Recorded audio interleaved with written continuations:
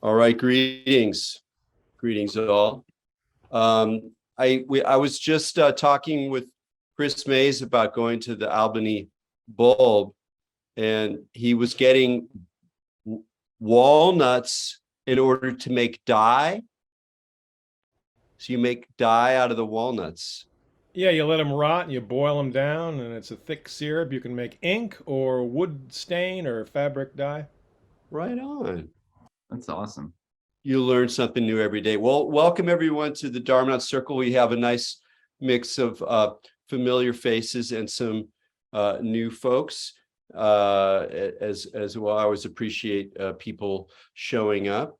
Once a month we do this. And I think Greg tells me we're inching up on a year of the Dharmanaut Circle. We were doing the psychedelic sangha before that, but this has a different flavor.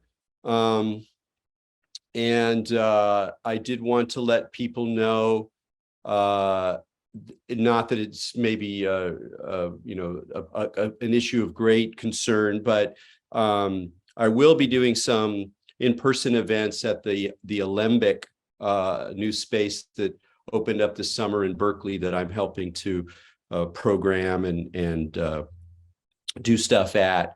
But I'm not going to move this to some kind of hybrid thing. So we'll just be sticking the once a month online situation. And it was actually interesting to think about because I feel like in general, especially at this point, we're all really, we're post Zoom fatigued.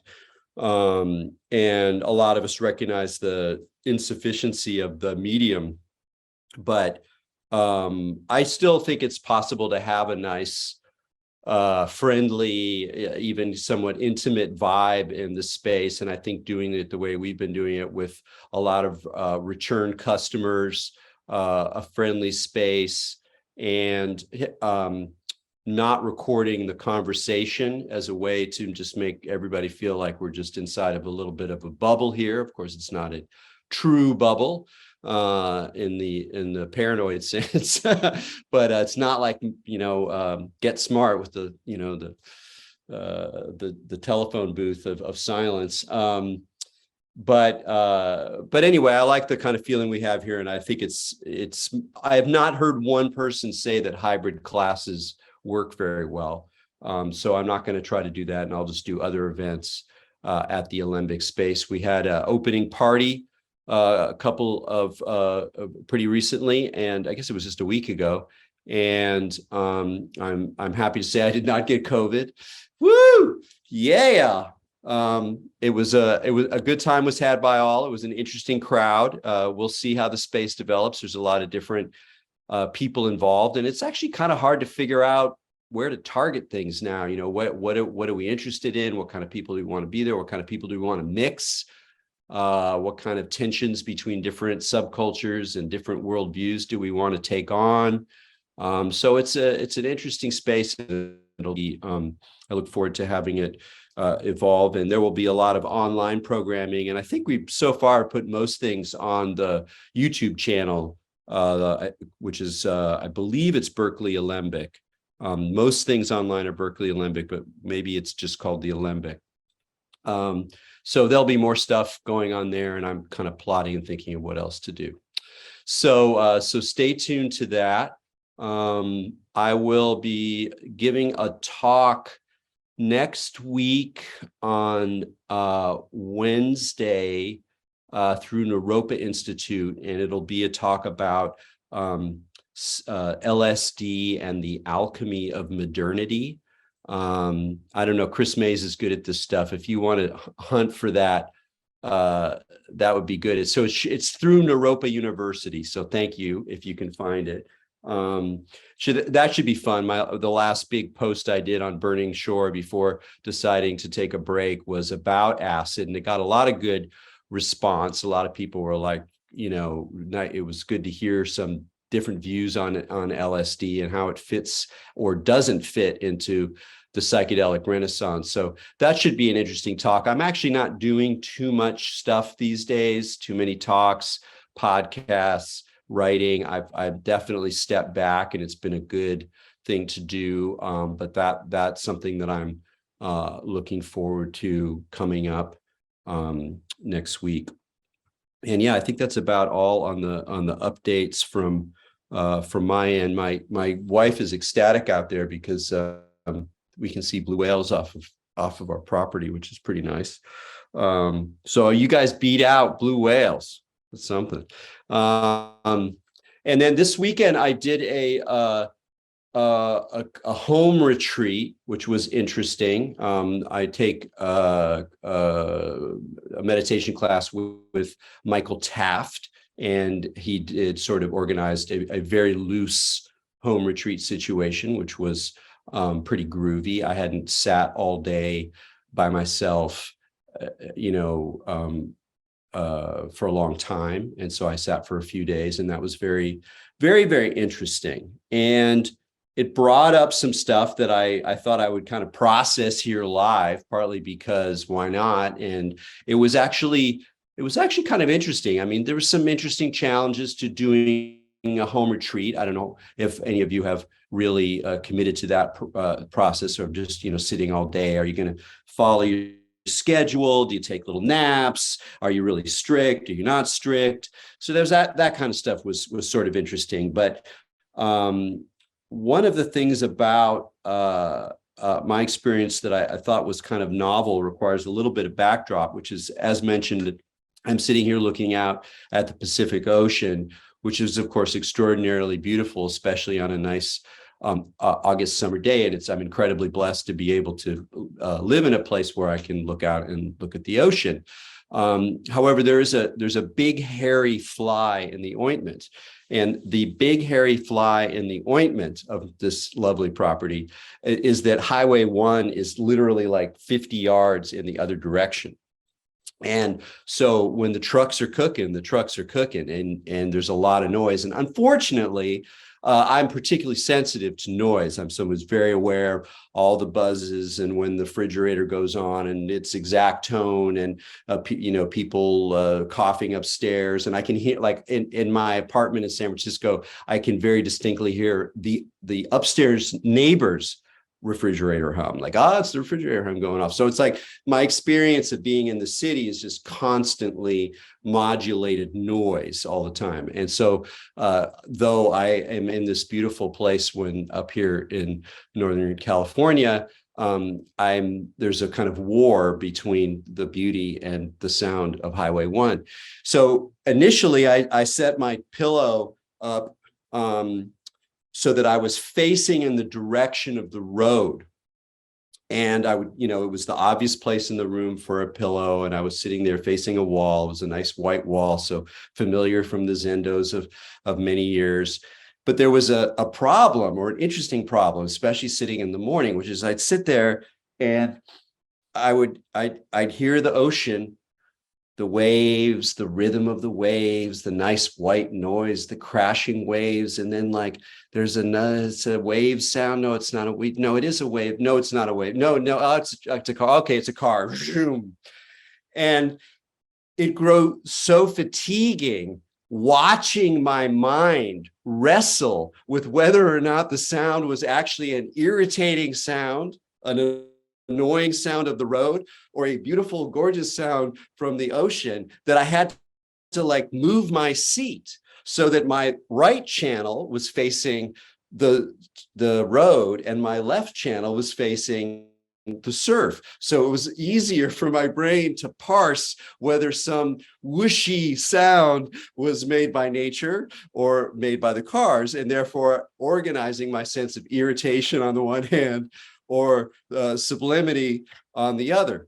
So this was already kind of in effect, this funny process. And there's actually lots of interesting things to say about that in terms of how we organize sound, how we organize what's annoying, where we draw the line around annoying, and how difficult it can be to sit with things that are aggravating. Like you can be like as deeply in your meditation as you want.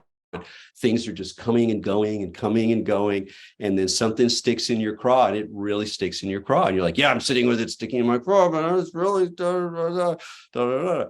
So this weekend, sitting here with no distractions on a beautiful August weekend. It was full of traffic.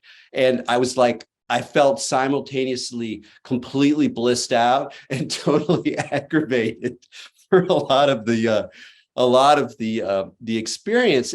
But then I started to kind of burrow down into it a little bit more and go, okay, let's really, since it keeps coming up, let's kind of think about it a little bit more. And one is this, like, is it that like nature sounds are cool and like human sounds are uncool? Is it just because a lot of the sound of the cars is actually kind of pleasant. If it's mostly quiet and then like a small car kind of runs by, it actually has sort of a nice, wind sound to it. And yeah, the screaming trucks are just kind of inherently a little bit more annoying, but it's partly because I associate it with human activity. And it's like, God, we got to get somewhere. We're going somewhere. We're going fast. We're going as fast as we can because it's like, 60 miles an hour. It's like a highway. Whereas like the waves, they're just the eternal waves, just the endless surf pumping. And so I have all these kind of associations, but the more I think about it, the more that those kind of break down, because on the highway side, as mentioned, partly what you're hearing is engines and metal flying through the air. But some of it is just like the sound of objects moving through the air. It's a natural sound. It's like it just happens to be going very fast, like the wind through the trees. And it has sort of qualities to it. It's hard to exactly distinguish what is it that is it human beings? Is it they're always in a hurry? Is it that it reminds me of all the things that I have to do? Can I just see it as just another expression of life on this planet, however sorry and challenging? And this brought up one of my favorite teachings in a book by Joko Beck, who's a Zen teacher, one of the earlier students of Maizumi Roshi, who's a really significant Zen teacher in American Zen history, lived in Los Angeles and died in the mid-90s. And Joko Beck, in her first book, which I think is called Everyday Zen, she makes a point about someone pulling the rowboat in the lake, and they're moving along, moving in the lake, at peace, and they run into, boom, they hit another boat, and they're like, God damn, who could do that? Why would somebody die? And they turn around, the boat's empty. And this was a very important lesson when I first read it, because I used to be a road rage guy. I mean, not full on, but my father was full on, and his father was full on. I heard terror stories about my grandfather getting out of cars and threatening to beat people up and just crazy stuff. So I had some of that. And so for a while, I'd really work with this lesson, because it's like when you see people doing stupid things, you can think that it's all about them deciding to do something cruel and stupid to you, or you realize that that's kind of an illusion, and that in some ways they're just empty robots making mistakes. And so there's a way in which cultivating this Buddhist mind that deconstructs the self and deconstructs agency and deconstructs will and deconstructs intention can be a palliative when engaging difficult human situations, because in a way it can relieve suffering to look at the other person as being completely driven by their habits, or their terrible upbringing, or their terrible relationship with their parents, or all these other causes that we might use to explain why people have negative behavior. So in a way, sitting there, they're just empty boats going by. They're just empty boats going by in this, empty boat world that we live in. And so I try to sort of open up to the aggravation that was embedded inside the sound of the cars, and particularly that sense of kind of going fast, of having to go somewhere, as if all those individuals we're like intentionally going, I got to get there as fast as I can. And what you're hearing is the sound of me intending to go as fast as I can. Of course, when I get on the road, I have a nice car. I drive it as fast as I can. And when I drive on the road fast as I can, and I'm going fast, and I'm pulling, and I look at these houses along the side of the road, and I go, look, sorry, guys. You chose to live along the side of the road. Of course, I chose to live along the side of the road. So the hypocrisy is obvious. So I was working with this on the roadside. Then I turned to the ocean side, and one thing is that it's been salmon season, and so there's a lot of boats, and so not in a very loud way, but listening to the eternal heartbeat of the waves.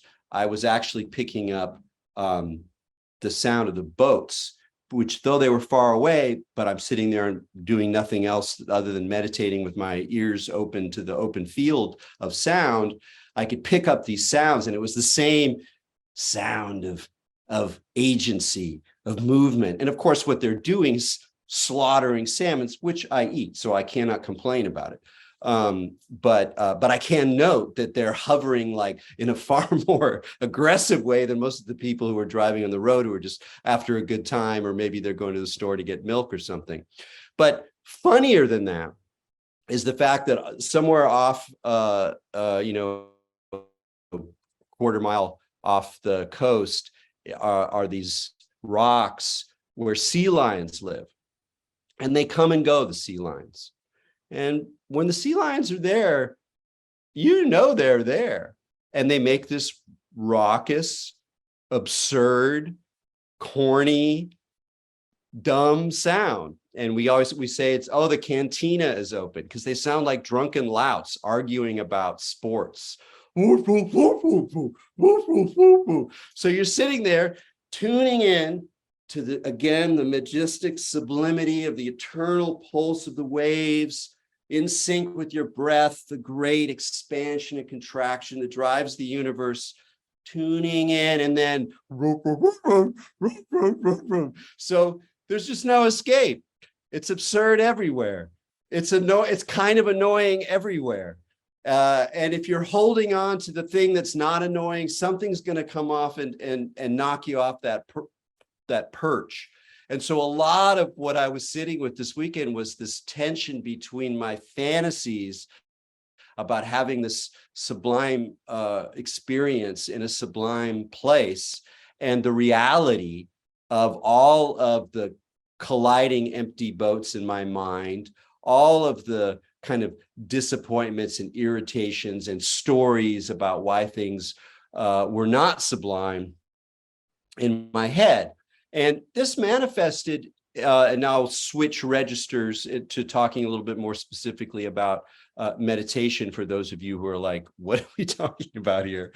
And it's something that I realized about how I have been sitting that I knew kind of conceptually a little bit, but it was very, very visceral, which is that the meditation with Michael Taft has been inviting me, and something that I've been practicing with Zen, but he's more specific on the meditation instructions towards a certain kind of just open awareness, where it's not about what's happening. You're not making anything happen. You just kind of return to awareness itself. Whatever's rising, whatever's doing, return to the sort of awareness, being aware, being that awareness.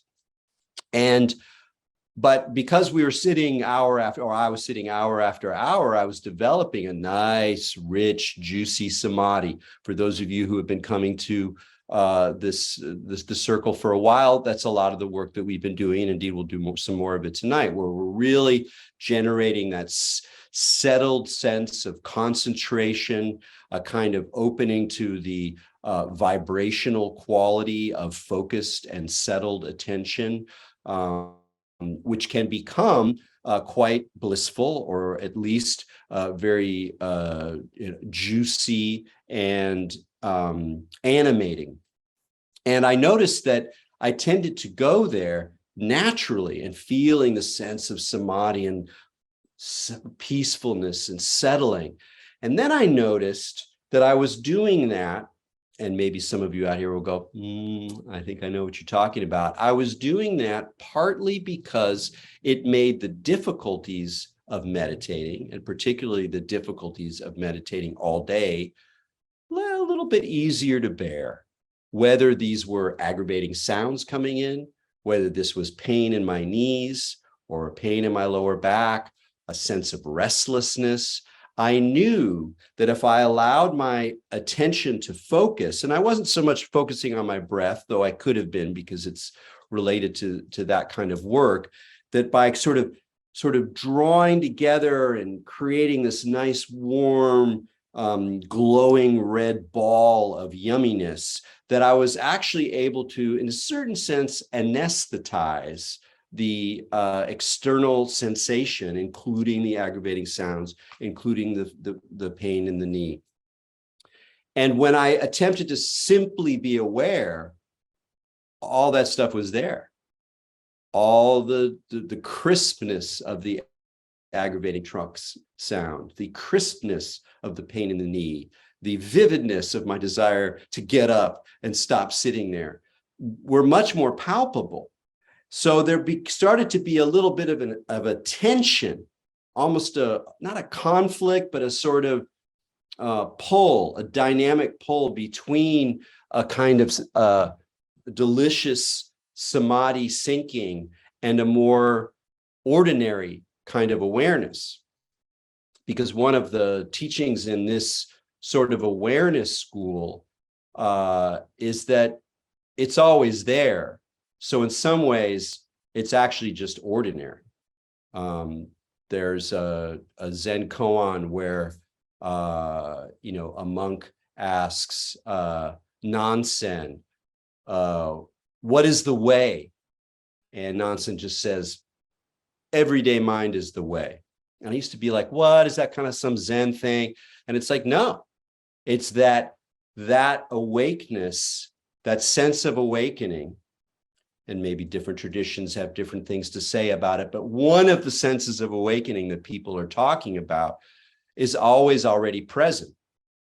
It really is just there right now. You might not see it exactly because it's so thoroughly blended into your experience of the everyday or of this moment right here, but it's actually kind of there, almost like one of those, magic eye pictograms where you look at it, you can't see anything, and what do you unfocus your eyes, and then you get a three-dimensional image pops out suddenly from this field. It's like there is this awake awareness, undisturbed by content, that's woven throughout the everyday life. And so this tension and this kind of working really became kind of part of the theme of the kind of alchemical cooking of the weekend, which ended up being quite illuminating and quite delicious in a lot of ways. And what does this have to do with psychedelics? Not that we have to talk about psychedelics every time, but that's part of the whole Dharmanaut frame. It made me think of something, the whole question of the ordinary and how we relate to the ordinary, and what is a visionary relationship to the ordinary. On, I think, a more superficial level, you could say that the visionary is opposed to the ordinary. It's the enchanted, it's the marvelous, it's the unusual, the exotic, the novel, and all of those elements we sort of associate with visionary experiences, whether they're psychedelic or dream work or magical, active imagination or occult traveling in the mind or in the astral plane. But I think there's something else going on that's more interesting, and that indeed part of the mixture, part of the alchemy of at least the way things are unfolding for me now, is that when things are enchanted and marvelous, you kind of lean towards the ordinary.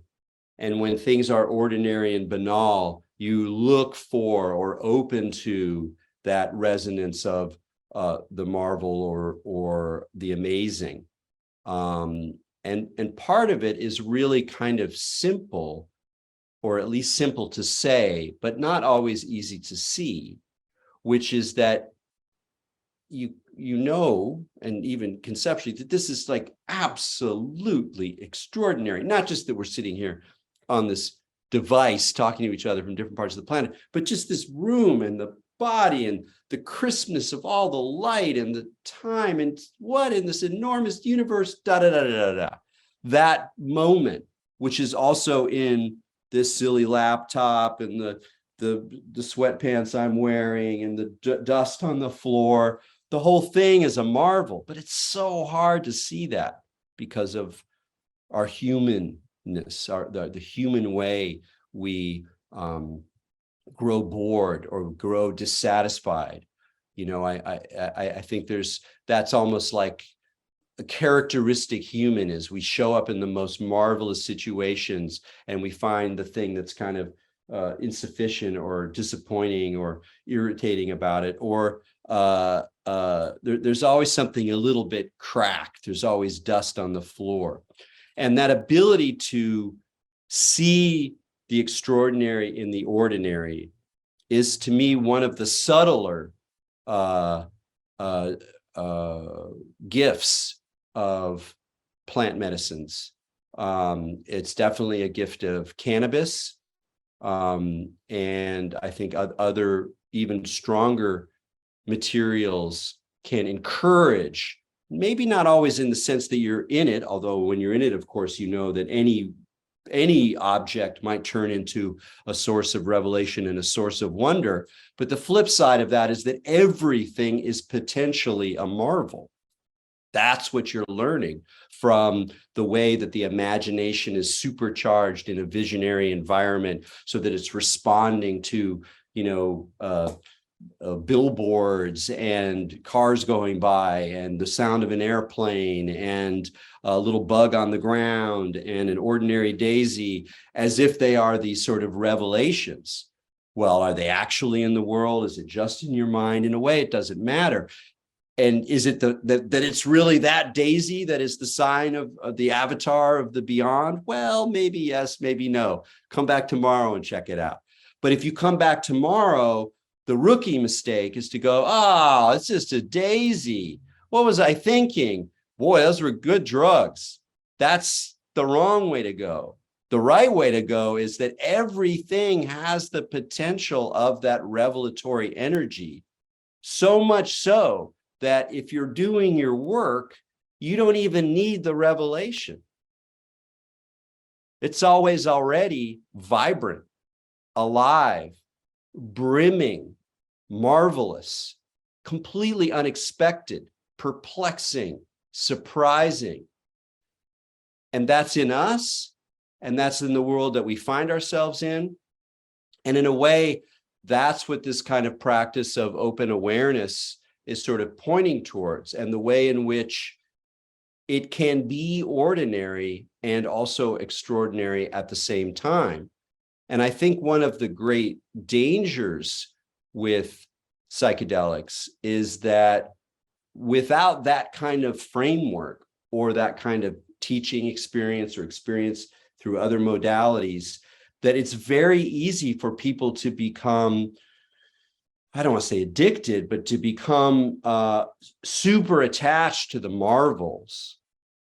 And so much so that it's all just about sustaining that, whether it's keep continuing to return to the substances or maybe more substances, or which is also happens, I think, a good deal, is that you feel the pressure to live in an increasingly imaginative, deluded, visionary idea of how the world's actually working, and that part of the appeal of really far out cosmic new age systems or even conspiracy theory is that they fill in for that sense of the banal that feels constricting and feels like a trap, like if I adopt a conspiracy theory, even, or like QAnon or whatever, even if it's dark, and who would choose to live in the world where that was true, it nonetheless charges everything in a kind of druggy way. Suddenly, those videos on TV aren't just ordinary videos trying to distract us. No, no, no. They're programming that's all part of a cosmic tension where the good and the evil are fighting. So I actually am still inside of a kind of fantasy universe, and I'm actually a character in that universe. And so even though the view is dark, I actually gain some sort of juice, some kind of imaginal juice from it. And that the fact that a lot of psychedelic people got absorbed into QAnon and other kinds of conspiracy theories is not an accident. It's partly because it opens you up to this idea that reality is not just this banal trap that it seems, that it's much more than that. But there's a sort of naivete and simplicity about how to work with that tension. Whereas I think what's really being pointed to is a place where the fantastic is actually ordinary.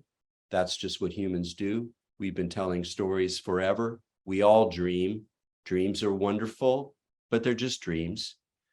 And more interestingly, more powerfully, and I think more helpfully for our everyday lives, is they point in the direction of cultivating a kind of mind through poetry, through philosophy, through meditation, through psychedelics, through cannabis, wherein even the ordinary, even the sense of the trap of the ordinary, of the irritation of the car going fast, has a trace, even a vibrancy of that which our hearts yearn for.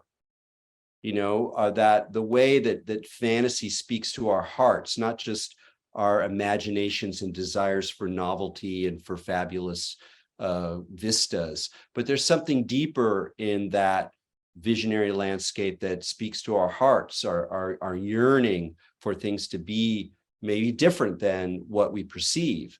But the trick, again, or at least I feel like one of the real lessons here, is how to cultivate that in everyday life with people, with cars, with the disaster of our current political civilizational situation, that those openings are there. So that was kind of what came out of my my few days here. I hope that was coherent. We're welcome to talk about that or anything related, but I thought we would sit now, and we do have some nice. Chris Mays did the work. Thank you very much for links to the Alembic and to my talk and such. And so let's sit for a half an hour, and then we'll come back and have conversation. So feel free to turn off your camera, get settled.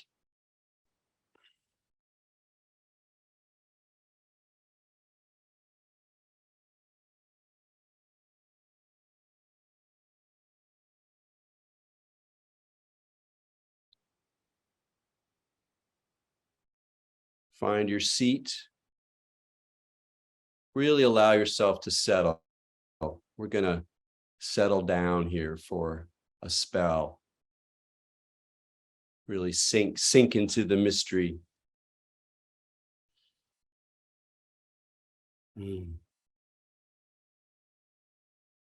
Feel the weight of your hips melting into the ground or the chair pillow.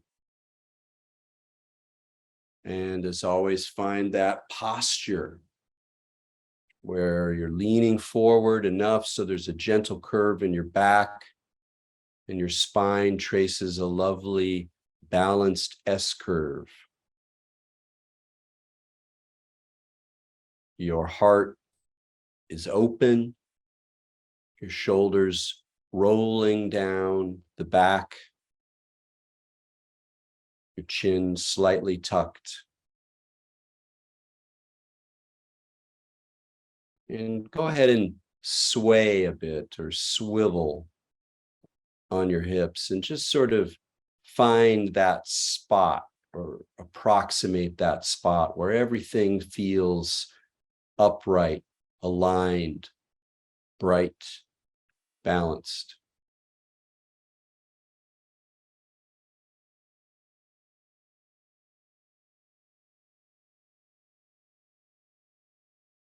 Stillness is not rigid. It's more of an exquisite balance,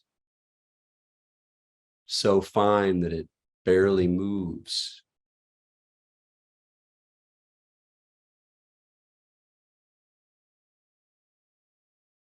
Starting at the top of your head, relax, relax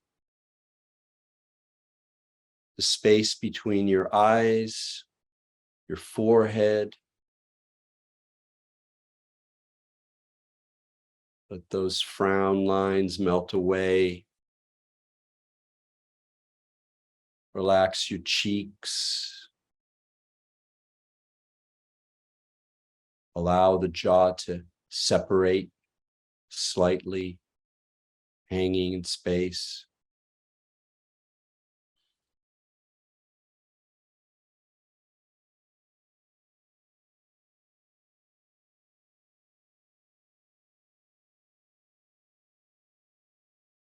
Feel where the neck meets the shoulders and place of great tightness, and just wish it some melting.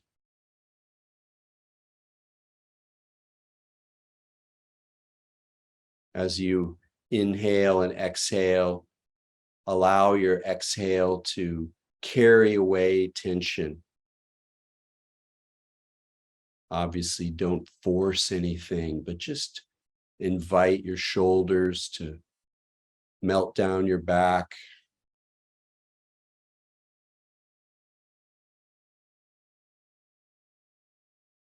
Feel the weight of your arms, your lower arms, your wrists, your hands. Allow them to feel their own weight held by the earth, a quality of melting.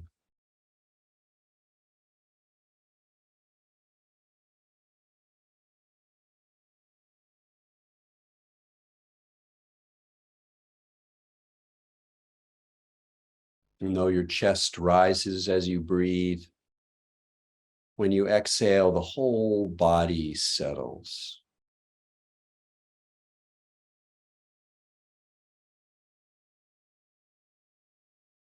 It's as if your inhale is reminding you of that upright quality of your spine, and the exhale draws everything else into this exquisite sense of rest, of relaxation.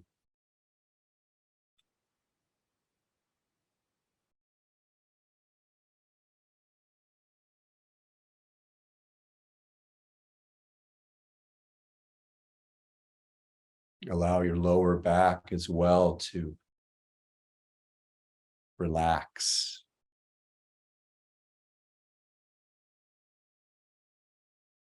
Sometimes we hold tension there as if we think we need it to sit upright, and we don't. We need very little.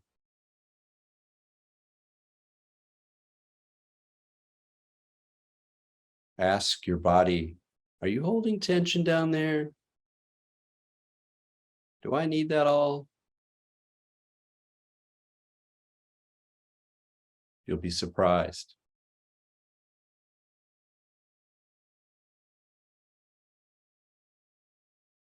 The belly too is invited to sink, to open, to spill forward, just ever so slightly.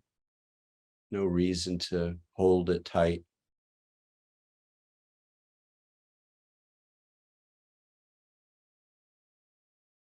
belly holds the breath, but it also carries its own sense of relaxation on the exhale.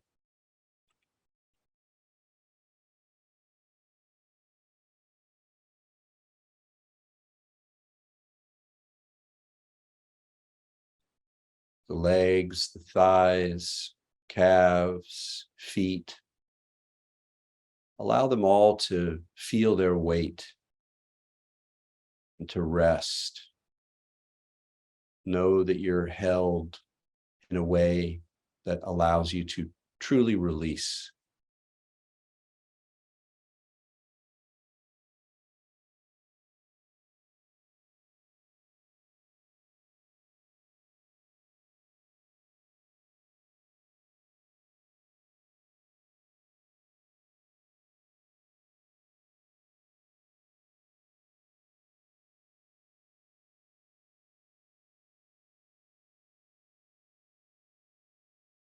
Every time you exhale, just scan through the body, inviting any remaining tension to ride that out breath. Settle it downward, sink into the earth.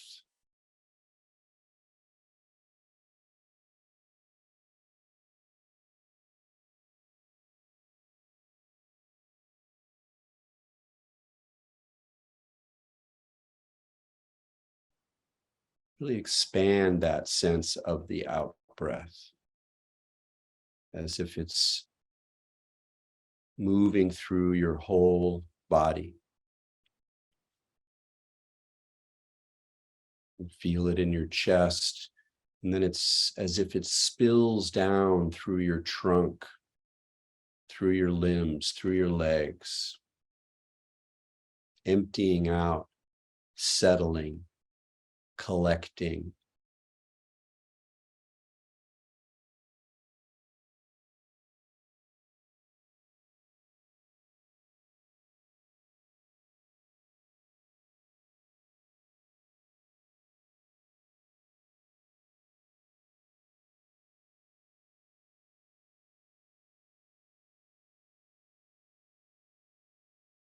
As your lower body in particular settles down, tune into a sense of vibrancy.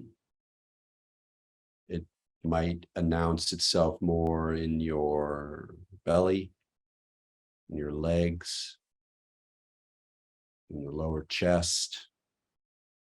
But tune into the sense of vibration.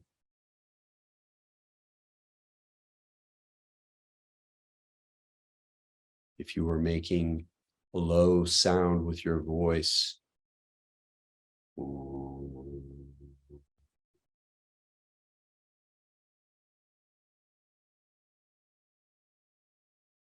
the sense of vibration that would be produced is what you're tuning into.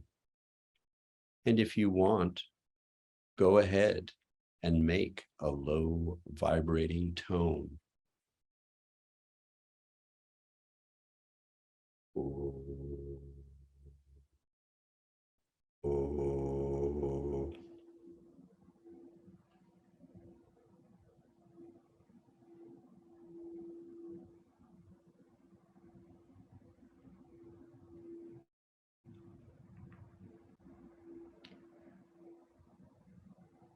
This vibrancy,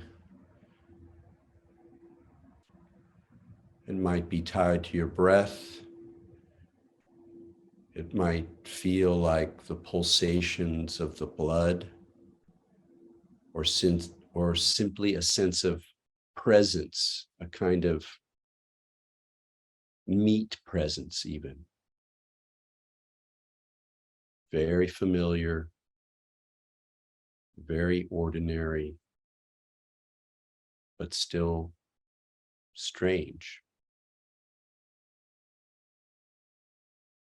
alive.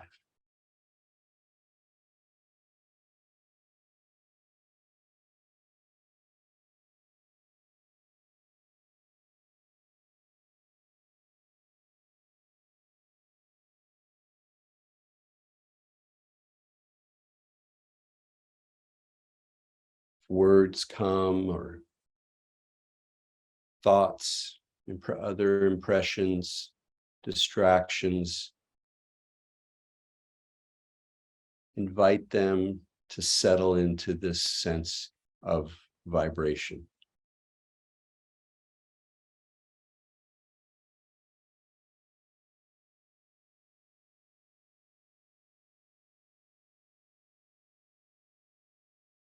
You don't need to avoid them. You don't need to follow them. But this sense of aliveness is sufficient to carry them away.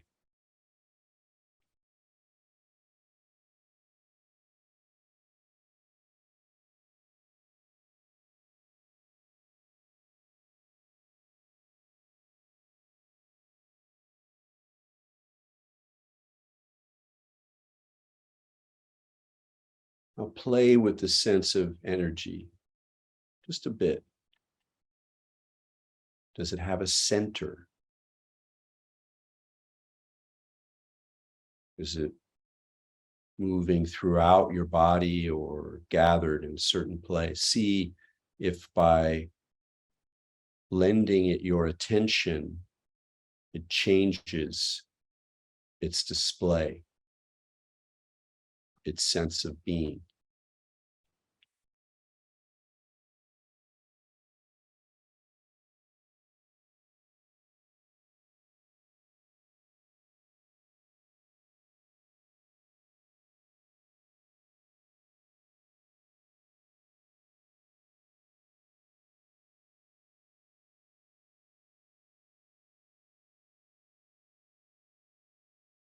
Sometimes our energy can be, or our attention can very much be in our heads and our eyes, and looking around the world. And here, really allow your awareness, your attention to settle as well into this glowing, bubbling pot.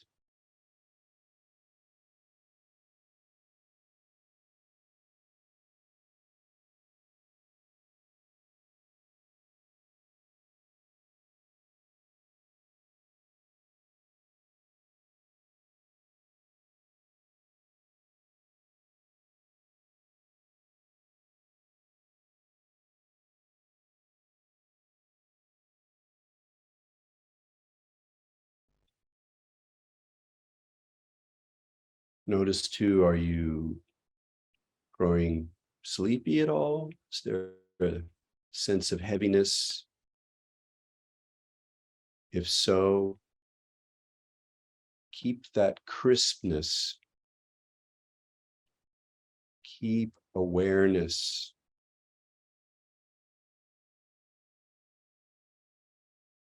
You can note the inhale, the quality of uprightness in your body, even any brightness you see with your eyes open or closed.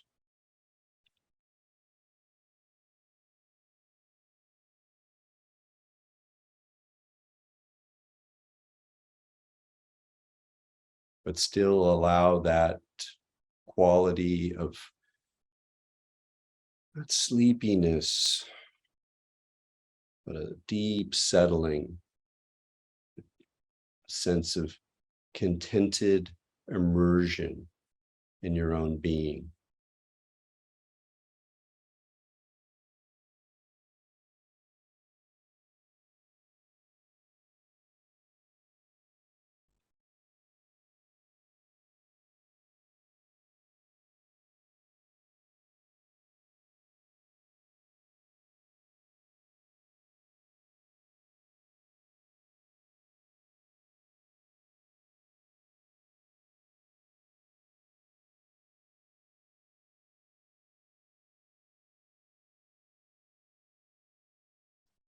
There are two little physiological tricks that can make the sense of energy a little more active or more present. One is to slightly constrict your throat so that in breathing, there is an ever so tiny bit of extra pressure. I almost don't want to use that word because it's not pressure.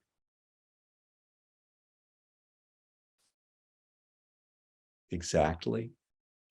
For those of you who have done Ujjayi breath in yoga, it's the gentlest version of that.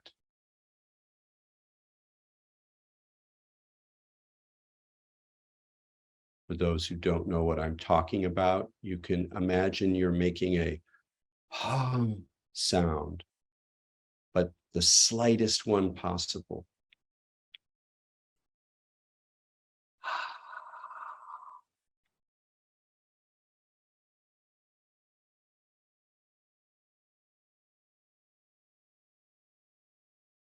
And as you make that gesture internally, allow it, like the breath, like the exhale, to settle and sink in your belly.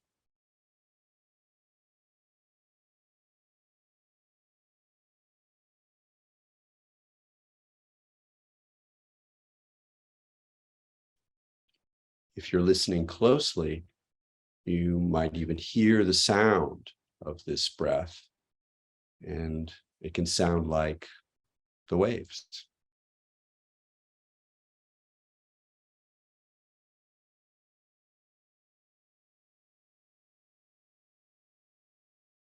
And if this gesture helps draw down the energy into the belly, the other gesture pulls up ever so slightly. And this is a slight tuck in the perineum. Just a bit of tension,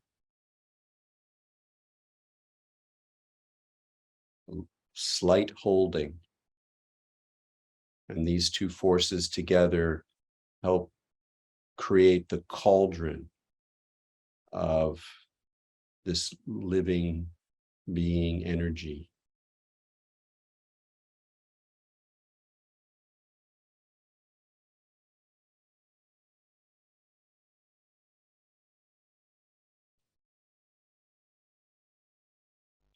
And here again, the goal is to make it as subtle as possible, almost non-existent gesture.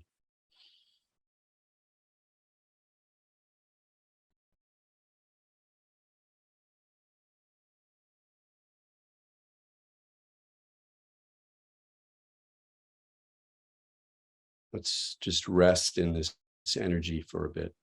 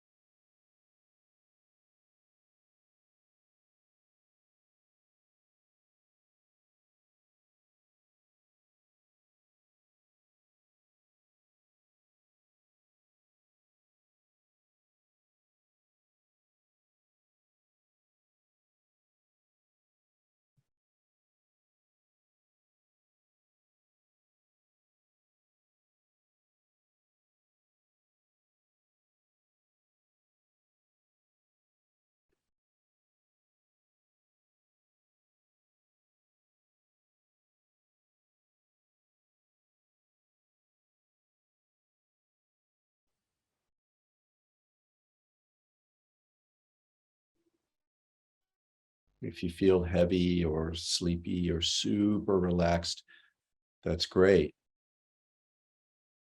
But see if you can maintain a clarity of presence in the midst of it.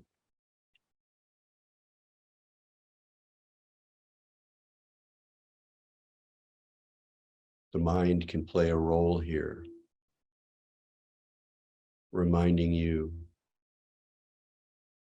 that you are really here.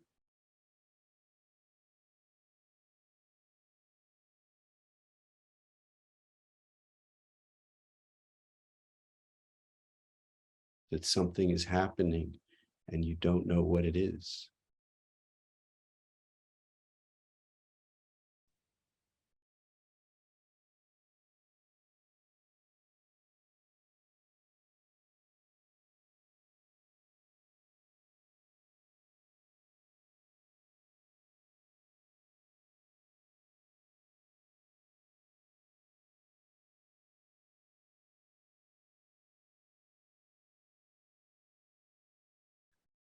So what we're generating is not just a sense of energy in the body or relaxation in the muscles, but a sense of presence in the room, in the body, in the moment.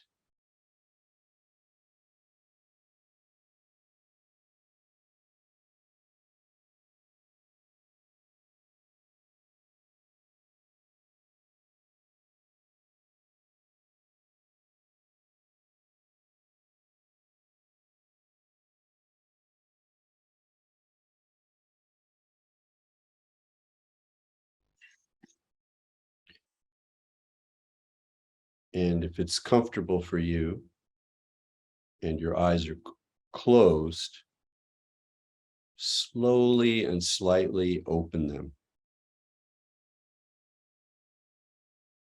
This might stir up mental activity, bring you back into a familiar sense of yourself being somewhere between your eyeballs.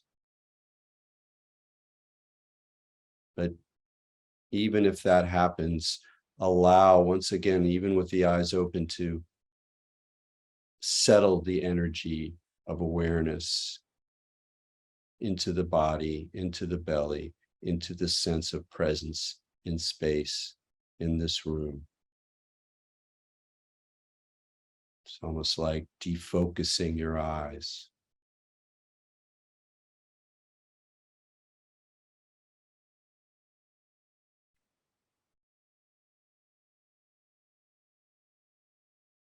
Notice if this sense of presence ends with your boundaries of the body, or if it extends into the carpet, the walls, the objects around you.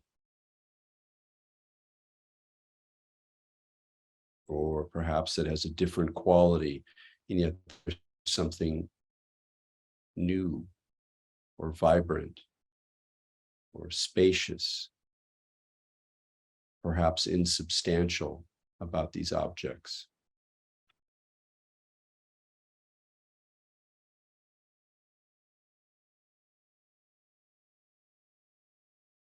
They might feel similar to you, the same as you, different than you, doesn't matter, but just be with this sense of presence in your space.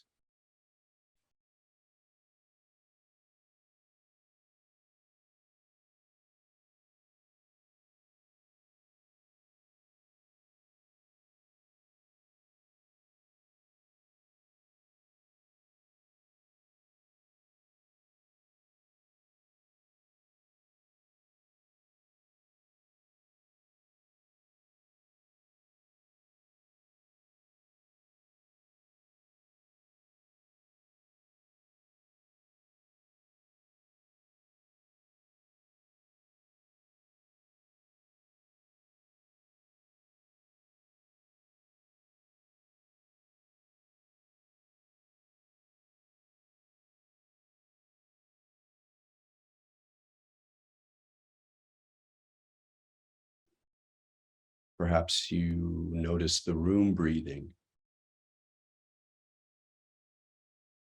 the boundaries between your body and the space around you growing thin, amorphous.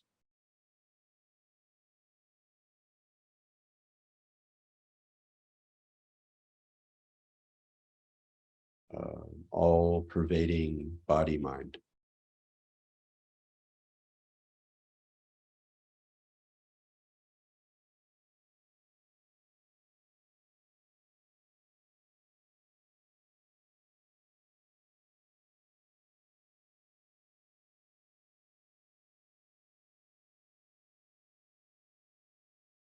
a peaceful, all-pervading body-mind.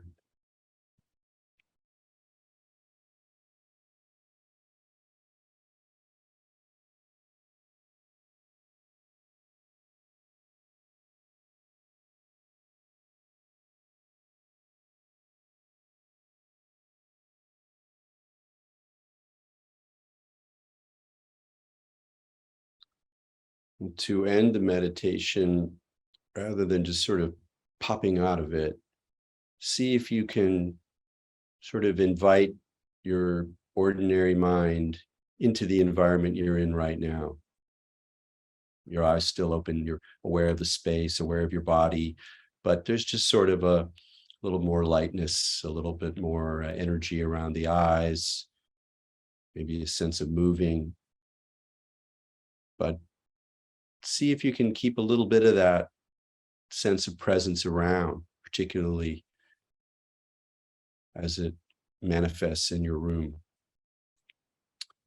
And maybe later, you'll be moving around, grabbing a cup of tea or something, and you'll stumble into some resonance or reflection of the sense of presence, something that really can be cultivated throughout the day with just a little bit of attention and habit over time. So with that, we'll end the meditation. Thanks for your patience and willing to go with me. I don't always know where we're going with this. Sometimes I do. But again, that sense of presence is a real key towards that ordinary magic, the ordinary magic of Zen, where they're saying, well, what's the Buddha? Is the cypress in the yard? Or Aldous Huxley about the revelatory shrubbery in his backyard, or the comfy chair that's like the Last Judgment. The sense of the commingling of the ordinary and the extraordinary is also a feature of presence, and it's a good it can be an anesthetic too. I mean, in a good sense of if you're in a crappy situation, at least one where you have time to breathe, meaning not like where you're overwhelmed, because that's pretty hard to do. But if you're stuck somewhere, or you're bored, or the bus doesn't show up, or you're at the side of the road, the car's broken, whatever, it's like a drag, and everything can seem like just reflecting the frustrations and the material inertia of physical reality. But right there, right in that moment, right in the boredom, right in the frustration with the object, that presence is available. It doesn't make it go away. It doesn't turn it into unicorn and roses day. But it's a great reminder that presence is an all-pervading quality, that body is everywhere.